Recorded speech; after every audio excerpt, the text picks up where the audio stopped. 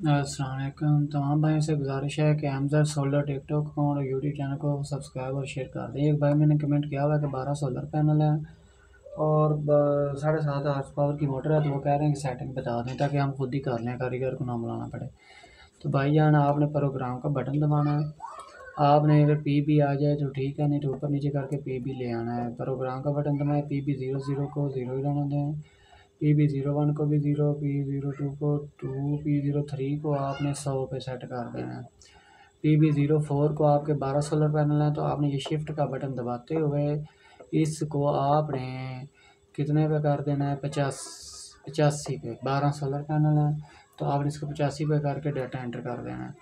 उसका P B 05 है, इसको 50 कर दें, पी बी 06 को 0, पी बी 07 को 150। प्रोग्राम का बटन दबाएं, बैक आ जाए।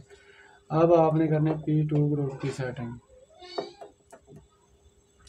P202 इसको 0 ना दें, P200 को यानी कि 0, P201 को 3.8 लिखा हुआ है, तो आपने 7.5 आस पास की मोटर है तो उसके लिए आपने यहाँ पर 5.5 कर देना, यहाँ पर 5.5 कर दें।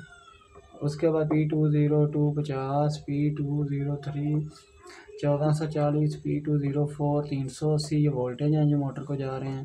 P205 एम्पेयर 11.3 रहेंगे। P206 और 7 को नहीं छेड़ना, बैक आएँ और यहाँ से मोटर को रन कर दें, चला दें।